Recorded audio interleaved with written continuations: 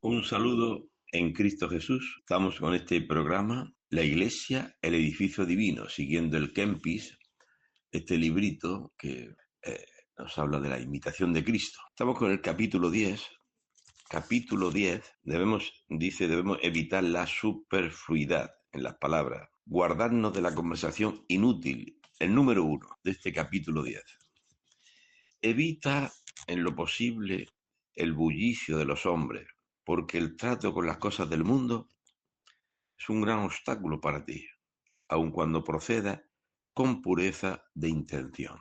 Evita en lo posible el bullicio de los hombres, estar a la caza de noticias y de opiniones, todas estas cosas. En estas cosas imitamos al necio de Esaú, que estaba fuera, en el campo, a la caza estaba fuera de sí y no cazó nada. En cambio, Jacob es el hombre que está en la casa con su madre, que en este caso para nosotros es la Virgen María. Dice el Evangelio que el discípulo al pie de la cruz la acogió en su casa. Nosotros estamos llamados a acoger en nuestra casa a la Virgen María, estar con ella, en la intimidad, en el silencio, aprendiendo de ella al pie de la cruz.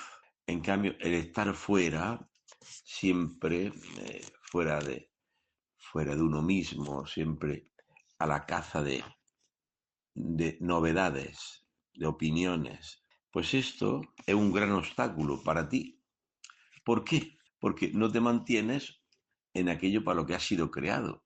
Tu casa, tu interior es casa de oración, pero la tenemos hecha una cueva de bandidos, con tanta vanidad y tantas opiniones y tantas cosas. Cuando uno de los dones de que tenemos el Espíritu Santo dentro es el don de piedad, el don de comunión con Dios, de intimidad con el Señor, estar con el Señor. En el número 2 se dice, y la razón es porque pronto nos mancillamos y nos cautiva en su red de la vanidad. Pronto también nosotros queremos opinar, a veces por hacernos también los lamparosos, los que sabemos cosas, a ver quién hace el chiste más gracioso para que el otro se ría, aunque sea burlándose del otro, humillando al otro. Cuántas cosas malas por motivo de la lengua nos enredamos en cosas vanas. Número 3 dice, quisiera haber callado muchas veces y no haberme hallado entre los hombres. ¿Cuántas veces nuestra conciencia nos reprocha? Ay, ¿por qué dije eso? ¿Por qué ofendí al otro hablando de más? Hablando con la lengua cosas imprudentes. Dice, quisiera haber callado muchas veces. Ay, ¿por qué no me callé? Qué tontería, qué tontera dije. Cuando tu conciencia te acuse, debemos acordarnos de las palabras de San Pablo. Dios es quien justifica, no son nuestras palabras. Si Dios es quien te hace justo, ¿quién te condenará? Claro, es que las palabras que he dicho, palabras de más, que me arrepiento, porque en el mucho hablar no faltará el pecado, dice el libro del Eclesiástico. En el mucho hablar no faltará pecado. Bueno, pues si hemos caído en esas redes, tenemos que salir. ¿Cómo? Pues confiando en Dios. ¿Quién condenará? Tus palabras, sí, claro, mis palabras me condenan porque he dicho lo que no tenía que decir. Me arrepiento. Bueno, pues dile al demonio, sí es verdad, la conciencia te acusa, el demonio te acusa, Satanás significa acusador, el que te acusa, lo has hecho mal, has dicho mal las cosas. Tienes que defenderte contra el demonio y decir, sí es verdad, soy eso y muchas cosas peores. Soy el peor de todo, pero Dios me ama, Dios me quiere, su sangre es preciosa, su sangre me justificará, Él no me condena. Él vino a salvar, no a condenar. El número 4 dice, pero ¿por qué nos gustará tanto hablar y entablar conversación unos con otros? Siendo así, que raramente tornamos al silencio sin haber lesionado de algún modo la conciencia? Continuamente lesionamos nuestra conciencia. Dice el apóstol Santiago, no pretendáis ser maestros, porque todos caemos muchas veces. Al hablar, caemos muchas veces. No pretendamos ser maestros. Démonos cuenta que somos eso, la nada más el pecado. Démonos cuenta que tenemos que haber callado, pero hemos hablado de más. Bueno, remitámonos a la misericordia de Dios, que Él no condena. Número 5, nos gusta tanto porque, merced a la conversación, tratamos de consolarnos mutuamente y deseamos aliviar nuestro corazón oprimido por la multiplicidad de pensamientos que lo acosan. Tratamos de consolarnos con la oración, ¿no? Con la conversación y aliviar nuestro corazón oprimido. Claro que no lo aliviamos como debe ser, yendo al puerto seguro, que es el corazón de Cristo. Venid a mí, que andéis cansados y agobiados de tantas cosas que pasan por la mente, nuestra imaginación, es la loca de la casa, hablando cosas, diciendo, pensando cosas. Decía Santa Teresa de Jesús, ¿no? Número 6 dice, y nos complacemos sobremanera en hablar y pensar en aquellas cosas que mucho amamos o deseamos, en las que por sernos contrarias se oponen a nuestros sentimientos. Pensamos aquellas cosas que mucho amamos o deseamos. Siempre el ser los primeros que nuestra razón se imponga. Si somos contrariados, nos sentimos humillados, ofendidos. Y tenemos que luchar por no meter esa ofensa dentro, en no interiorizarla y quedarnos ahí, masticando el rencor, el victimismo. Me han humillado. Tenemos que defendernos con, con la verdad.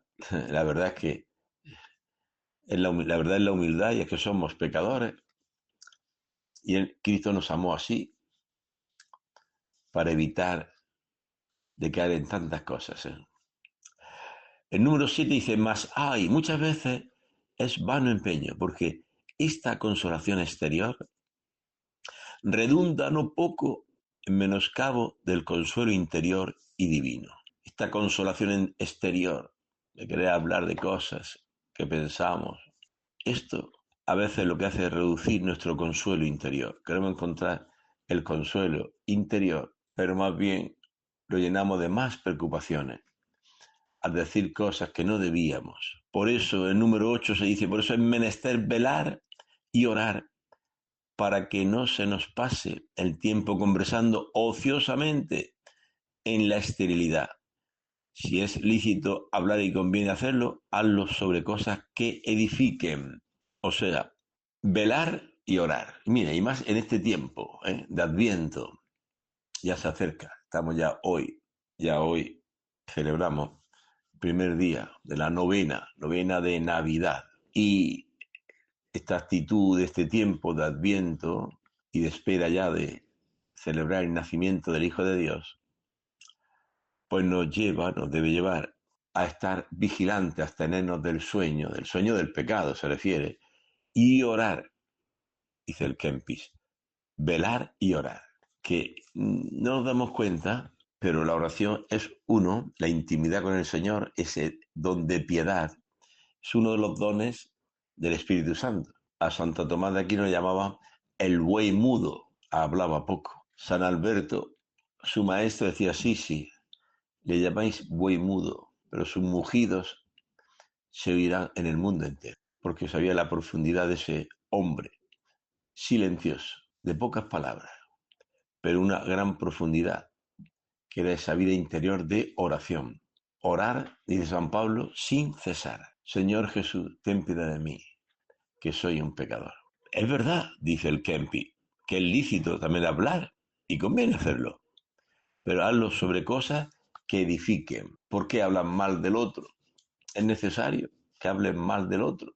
Más bien, habla de cosas que edifiquen, los dones que Dios ha dado al otro para edificar la comunidad, los dones que Dios ha dado al otro, lo positivo del otro, los dones que Dios ha dado ¿Por qué estás viendo siempre la paja ajena, ¿no? Y comentando cosas que no debías. El número 9 dice, el mal uso que hacemos de la lengua y la dejadez en nuestro procesamiento espiritual son en gran parte la causa de que no guardemos los límites debidos en nuestro hablar. Mal uso de la lengua, porque normalmente cuando se encuentran dos personas, les acompaña, dice un apotegma de los padres del desierto, les acompaña el demonio de la maledicencia. Empiezan a hablar y ya verás cómo acaban enseguida hablando mal de este hermano, de esta situación, de esta injusticia, porque les acompaña el demonio de la maledicencia, decir mal. En cambio, dice el número 10, la devota conversación sobre cosas espirituales, máxima entre personas que están unidas en Dios, animadas por un espíritu ideal, sirve no poco para el provecho espiritual del alma, hablando de cosas espirituales. ¿Qué dice el Evangelio de hoy o de este domingo? ¿Y qué enseñanza nos dan los padres de la Iglesia? ¿O qué quiere decir este Evangelio de cosas espirituales? Eso edifica y hace mucho bien. El capítulo 11, encontrar la perfecta paz del corazón, dice el número 1, podríamos gozar de una gran paz si no nos ocupáramos de los dichos y hechos de los demás, pues no es de nuestra incumbencia. Tú quieres tener una gran paz, pero al mismo tiempo tenemos que estar publicando la vida ajena, sobre todo los defectos ajenos, y eso no es de nuestra incumbencia. El otro verá qué respuesta da a esos acontecimientos. Queremos dirigir la vida de los demás. No sabemos llevar la nuestra y queremos llevar la vida de los demás, porque estás viendo la paja ajena y no ves más bien la viga de tu ojo. Ver la viga de nuestro ojo, de todo lo que hemos hecho en nuestra vida, todos los pecados, como dice el salmista. Yo siempre tengo presente mi pecado, lo tengo presente. En vez de tener presente las faltas ajenas que me ha dicho, me ha hecho, ha comentado, ten presente tu pecado. Esa es la humildad. Tener siempre presente tu pecado y el amor con que fuiste amado, el perdón con que fuiste perdonado, para tener así un corazón agradecido y gozar de una gran paz. El agradecimiento a Dios, estar agradecido, estar en paz por lo mucho que hemos sido amados y perdonados. El número 2 dice, ¿cómo puede permanecer en paz mucho tiempo quien se inmiscuye en los cuidados ajenos? Quien va a la caza de ocasiones que lo obligan a derramarse al exterior, quien poco o rara vez se recoge interiormente, ¿cómo se puede permanecer en paz? Como aquello de Tesalónica, que no trabajaban nada. Pero dice San Pablo, andaban metiéndose en todo, los metiéndose en todo, tratando de solucionar la vida ajena. La suya es un desastre, pero tratan de solucionar la vida de los demás. Peligro, ¿no? El número 3 dice, bienaventurados los sencillos de corazón, porque ellos gozarán de una paz incesante. Bienaventurados los sencillos. El sencillo es el pobre de espíritu, que se da cuenta de que el peso de su vida, su cruz, sus pecados, el peso de su vida, él no puede. Ese es el pobre del espíritu, el sencillo. ¿Y qué hace? Dirige sus ojos a Dios. Ese es el pobre de espíritu, el sencillo. Ve que no puede y dirige los ojos a Dios. Señor, ayúdame.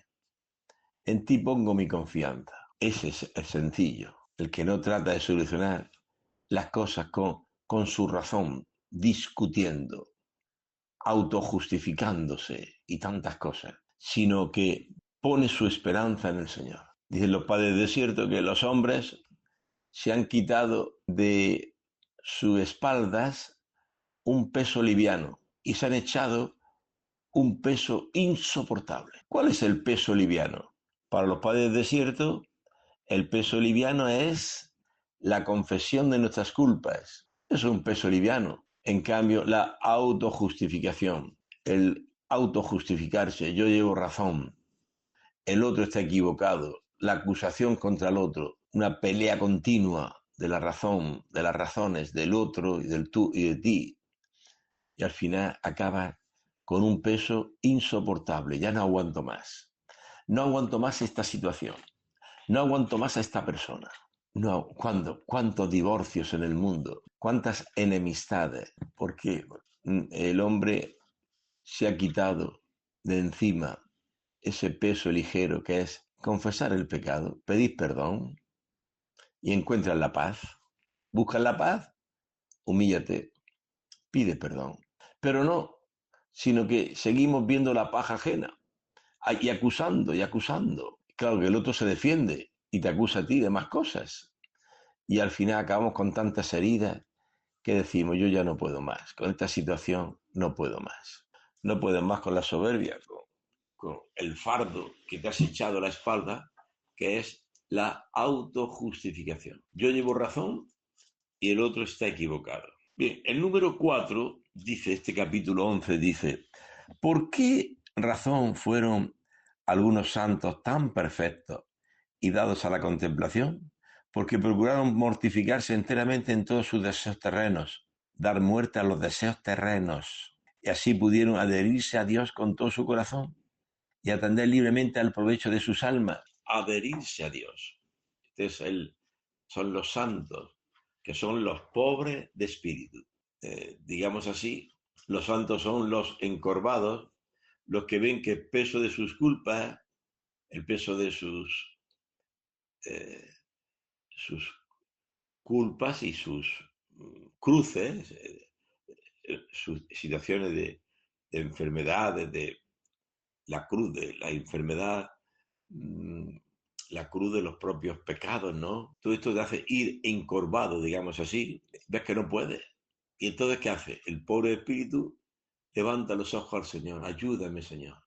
Ten piedad de mí. Y encuentra la paz, porque Dios le ayuda. Recordemos a aquel publicano que era tanto el peso de sus pecados, que se los presenta a Dios. No puedo, Señor. Ten compasión de mí, que soy un pecador. Y ese, después de orar así un largo rato, bajó a su casa contento, justificado. Dios le había dado la paz y había encontrado el puerto seguro, donde su nave, su barquita, no naufragará en medio del mundo, de las olas, los vientos, la tormenta, muchos peligros. De hundirse la barca en el puerto seguro, ahí ya los vientos y las olas no, es un puerto seguro, ¿no?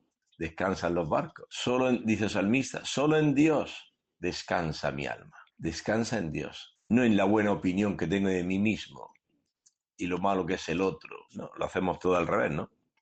El número 5 dice, nosotros por el contrario nos damos de lleno a satisfacer nuestros apetitos y vivimos demasiado preocupados de las cosas transitorias, afanados por lo que no vale, por la comida y el vestido y tantas cosas. Y no buscamos lo esencial, busca primero el reino de Dios y su justicia. Todas las demás cosas vendrán por añadidura. Nosotros ponemos primero la añadidura, el comer, el vestir, el dinero, y nuestra vida anda agitada, preocupada, agobiados, porque no ponemos lo primero, como hacía María. En cambio, Marta estaba afanada y andaba inquieta. Es una egoísta, mi hermana no me ayuda, dile maestro que me ayude.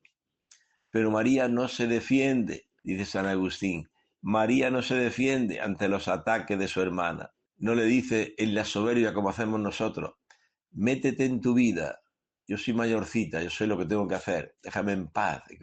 Ese lenguaje soberbio de enemistad que tenemos todos cuando somos corregidos, atacados, no aceptamos la corrección. En cambio, María le dicen, vienen a decirle a su hermana Marta que es una egoísta, que no hace nada, que la deja sola en su trabajo. Y ella calla, dice San Agustín, deja que el juez la defienda. Ella no se defiende. Aprendamos a dejar la justicia a Dios. Y el juez la defendió, sin ella hablar nada. Marta, Marta, te agitas, te inquietas por tantas cosas. Hay necesidad de pocas. Y mira, tu hermana ha elegido la mejor parte y nadie se la quitará. Escuchar la palabra de Dios. Primero Dios, estar con Dios. Dice el numeral 4 del Kempis, dice, en este capítulo 11, dice que los santos lo que hicieron fue adherirse a Dios con todo su corazón. María estaba adherida a Dios, a Jesús, a sus palabras. Estaba como una boba, digamos así, embebida a los pies de Jesús, escuchando la palabra de Dios, adherida a Dios. Esto es lo importante. Y ante los ataques de su hermana, ella no pierde el hilo de la conversación, sigue escuchando al maestro. No se enreda en discusiones y en polémicas como nosotros hacemos cuando nos sentimos atacados o corregidos. No lo aceptamos y se origina una batalla campal de discusiones que llega a veces hasta enemistades, defendiéndonos. María no se defiende, deja que el juez la defienda. Marta, Marta, te agitas, te preocupas de muchas cosas, una sola es necesaria, adherirse a Dios. Dice este numeral 4, los santos pudieron adherirse a Dios con todo su corazón, como María. Estaba adherida a Dios, escuchando las palabras de Jesús, que son las palabras de Dios, y no perdía el tiempo en contestarle a su hermana, en defenderse, ¿no? Si me pongo a defenderme, pierdo el hilo de la conversación, pierdo la enseñanza de Jesús. A mí me interesa la enseñanza de Jesús, no llevar razón o defenderme. ¿Yo qué tengo que defender? Que me defienda Dios si quiere. Y Dios la defendió. María ha elegido la mejor parte y nadie se la quitará. En el cielo seguiremos bebiéndonos la palabra de Dios. Ha elegido lo que permanece para siempre, María. Cambio Marta, dice San Agustín, en el cielo allí nadie cocina. En el cielo nadie lava platos. Tú estás poniendo en primer lugar lo que es secundario. Mira lo que es primario, escuchar la palabra de Dios.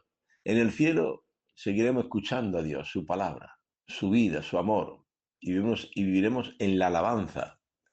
El cielo, lo que ni el ojo vio, ni lo que el oído oyó, ni llegó a la mente del hombre, lo que Dios ha preparado para los que le aman, el banquete celestial, adheridos a Dios. Estos son los santos. Y se pregunta San Juan de Ávila, ¿y qué comeremos en el cielo? Pues comeremos lo que come Dios. ¿Y qué come Dios en el banquete celestial? Pues lo que come Dios es de admirarse a sí mismo, de contemplarse, porque tiene en sí mismo todos los bienes imaginables e inimaginables.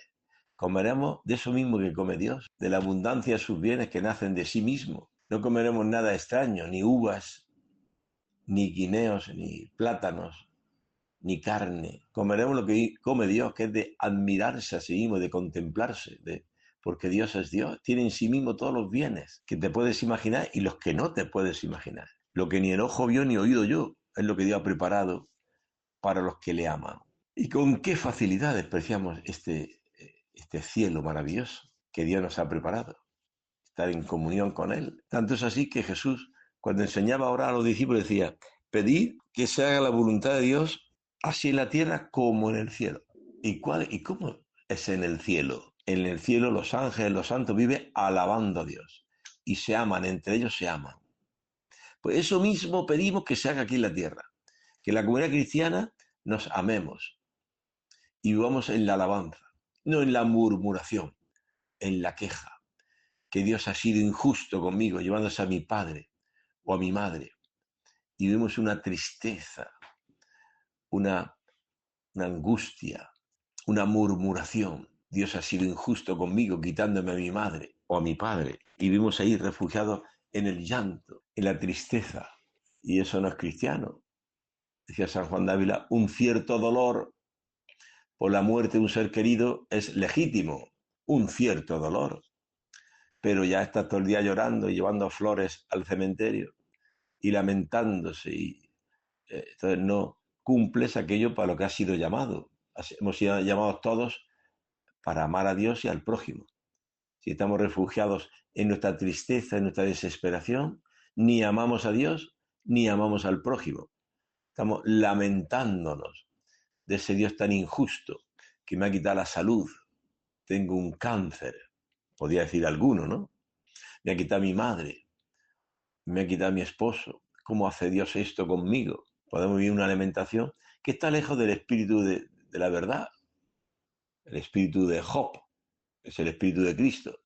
7 hijos tuvo y los 7 perdió en un día. Señor, tú me los diste y tú me los quitaste.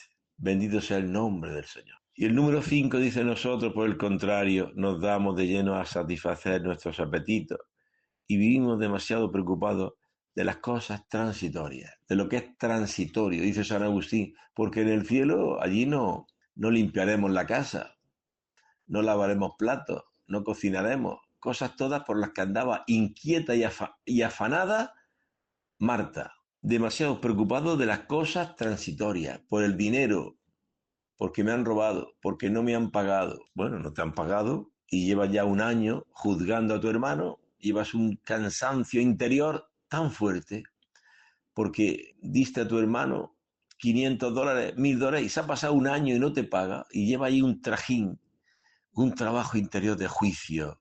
Pero quieres ser liberado. Sí, padre, ¿qué hago? Pues vete a ese hermano. Hermano, te di $1000. Sí, oye, me dices $1000, pero yo no tengo ni trabajo. Ten paciencia conmigo, ya te pagaré.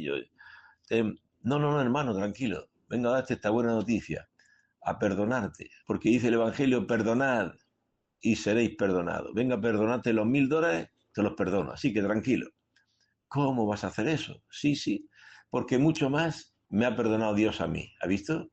Aprovecha para evangelizar, para hablar de Cristo, de lo que Dios ha hecho en ti. Yo había caído en este pecado y en este otro y otro y otro. Y Dios me amó, me perdonó. También estoy llamado yo también a perdonar. Así que tranquilo, esos $1000 están perdonados. Y ya encontrarás la paz. No encuentras la paz porque andas apegado a ese dinero. Y como no te lo pagan, no te lo dan, lleva ahí ese juicio, ese trajín interior que ni vives ni dejas vivir, ¿no? Y algunos que llegan a reclamar y está reclamando y aumenta así el egoísmo y el odio. Y algunos llegan a cosas peores, chulqueros y cosas así, ya llega a amenazar de muerte. Como no me pagues, te mataré. Entonces hay personas que se suicidan porque ya no pueden pagar esa deuda, no, tienen muchas deudas y las deudas están aumentando porque apenas en el negocio se saca para comer algo, ni siquiera para comer.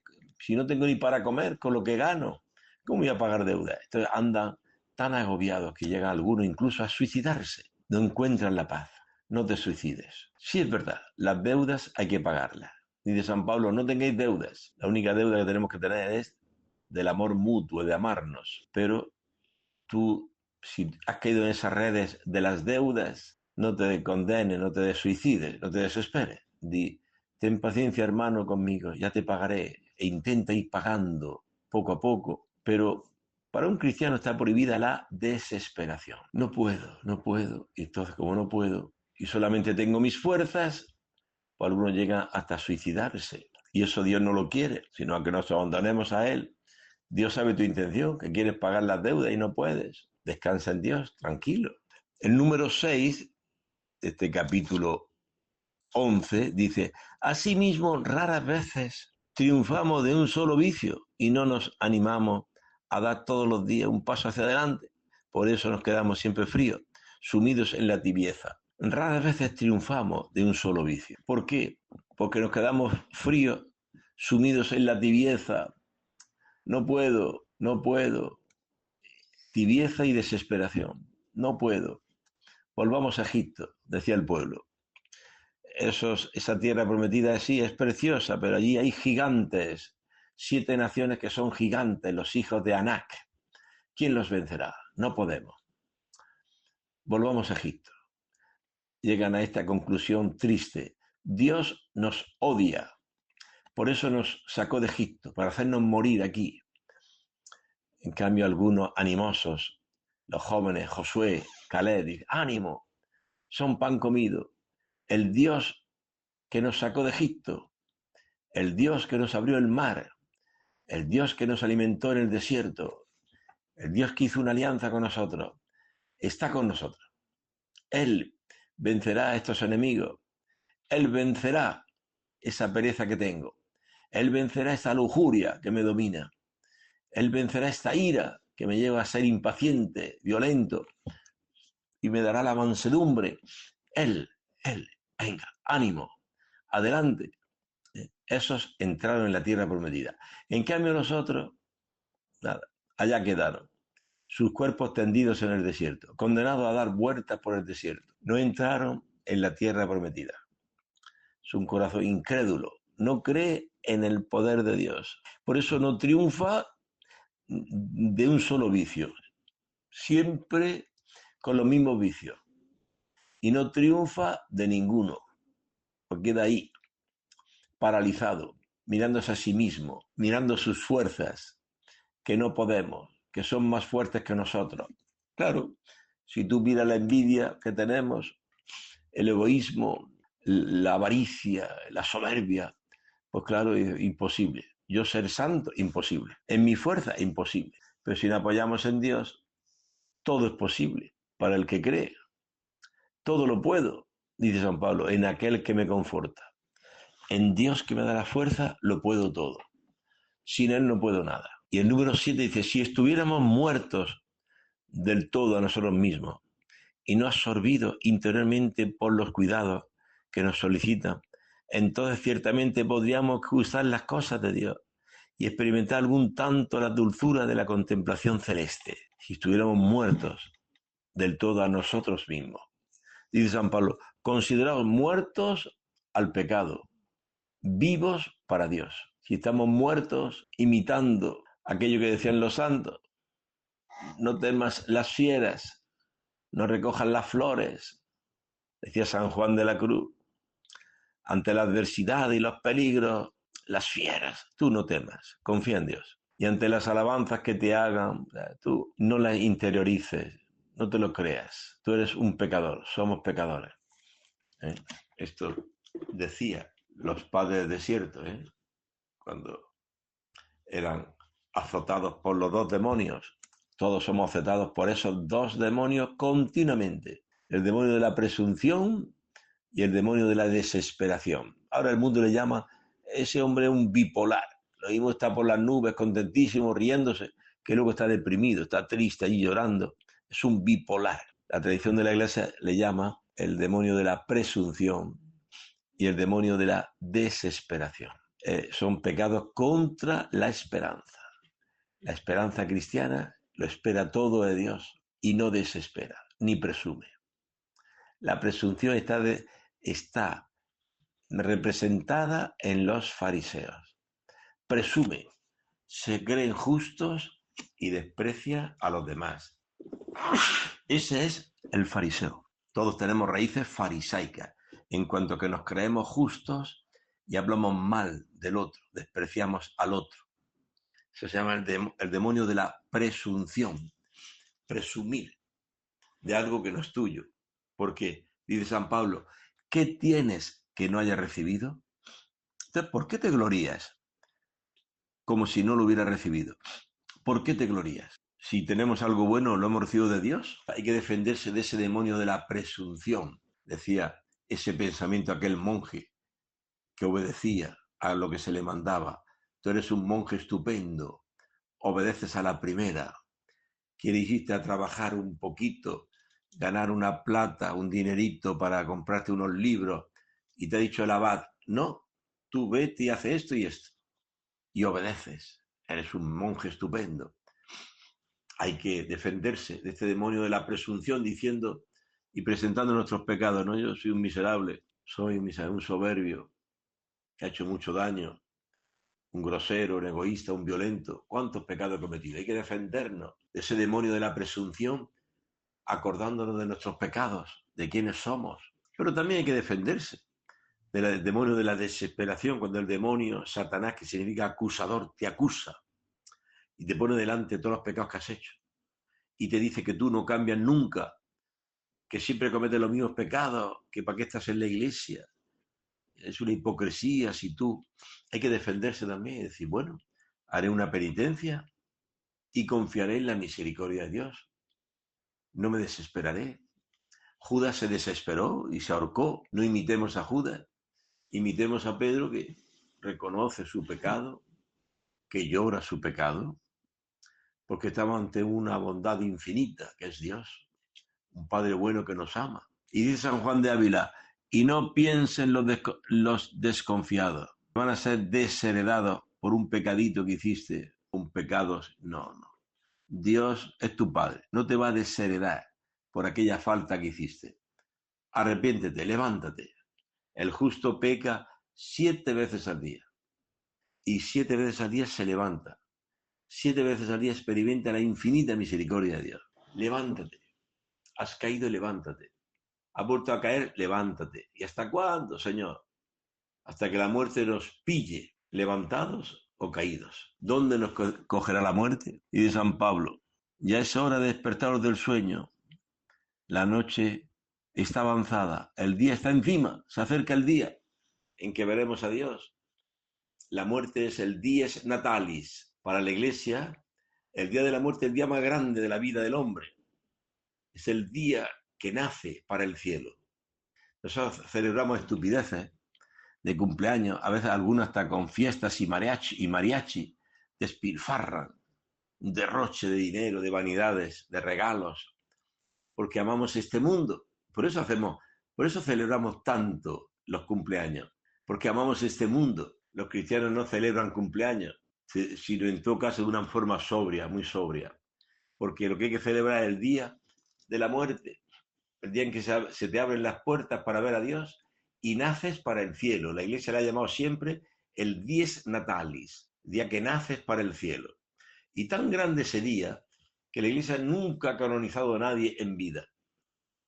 Hasta el día de su muerte no llames a nadie santo, porque no sabes si nacerá para Dios, si morirá así en comunión con Dios, muriendo al pecado, o cómo morirá. El número 8 dice, el único obstáculo, y por cierto el mayor, es que no estamos libres de nuestras pasiones y concupiscencias, y no nos decidimos de una vez a entrar por el camino que con tanta perfección tuvieron los santos.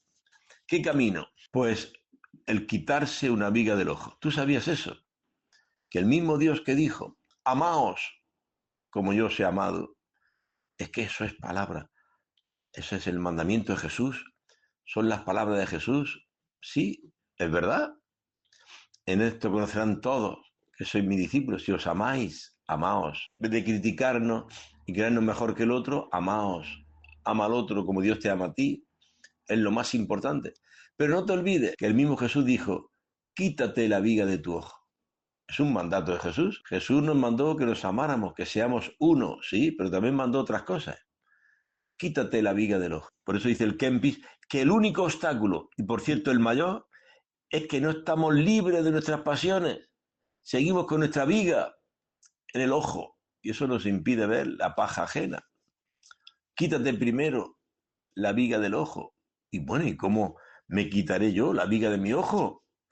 Pues con el examen de conciencia, el recuerdo de nuestros pecados y pedir a Dios misericordia. Misericordia, Dios mío, misericordia. Contra ti solo pequé, cometí la maldad que obedece. Yo siempre tengo presente mi pecado. Contra ti solo pequé. Señor, en tu bondad, ten misericordia de mí. Lee el Salmo Miserere, Salmo 51. El salmista siempre tiene presente su pecado. ¿Y para qué? Para recordar siempre con cuánto amor fue amado, con cuánta misericordia fue perdonado. Y así tenía un corazón humilde, agradecido a Dios, porque donde no hay humildad no hay vida cristiana. Si hay soberbia, ahí está el demonio. Hay vida cristiana donde está la humildad. ¿Y qué es la humildad? El recuerdo continuo de nuestros pecados y el recuerdo continuo de la infinita misericordia de Dios con que fui amado, perdonado. Esa es la humildad. Tener un corazón agradecido a quien tanto te amó, tanto te perdonó, para que pueda decir con el salmista, solo en Dios descansa mi alma, solo en Dios. Por eso dice el numeral 9, dice, apenas nos sucede un pequeño contratiempo, al punto nos desalentamos y volvemos a mendigar los consuelos de los hombres, quejándonos, lamentándonos, al menos contratiempo,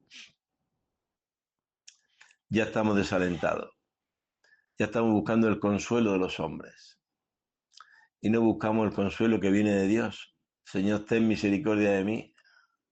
Yo siempre tengo presente mi pecado. ¿Quién me salvará? ¿Quién me salvará? ¿Los hombres? No, no puede. Por eso el publicano recurre a Dios, al juez que lo puede salvar.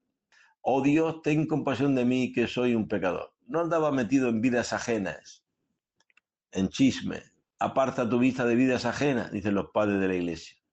Aparta tu vista de vidas ajenas. Tú tienes un trabajo. ¿Qué trabajo? Albañil, ingeniero, arquitecto, médico, ebanista. ¿Cuál es tu trabajo? Tu trabajo es, a partir de hoy, quitarte la viga de tu ojo. Es un mandato de Jesús. ¿Por qué estás viendo la paja ajena? Quítate la viga de tu ojo. ¿Y cómo me la quito?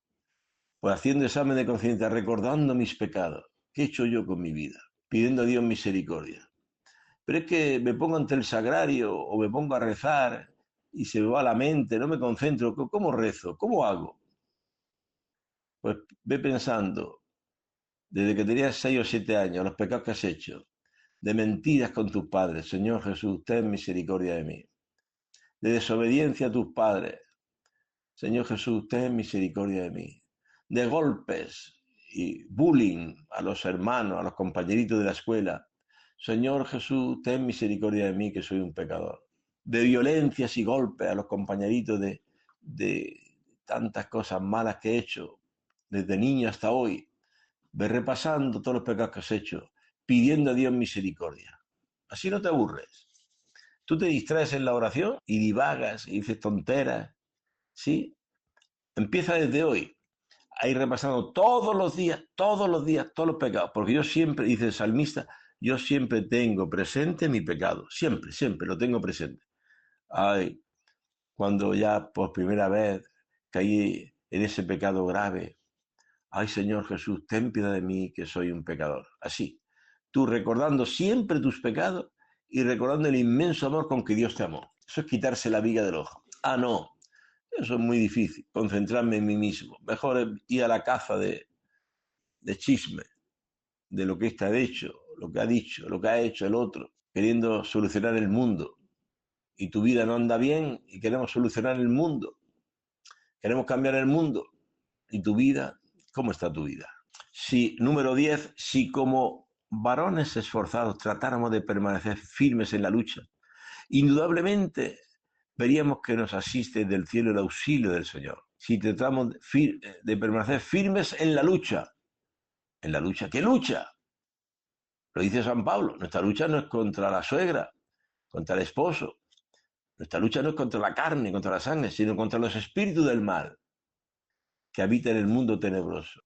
Lucha así de esta manera, contra tus vicios y pecados, pidiendo a Dios misericordia. Pues el que nos brinda oportunidad de luchar para vencer está dispuesto también a prestar ayuda a los que pelean confiados en su gracia.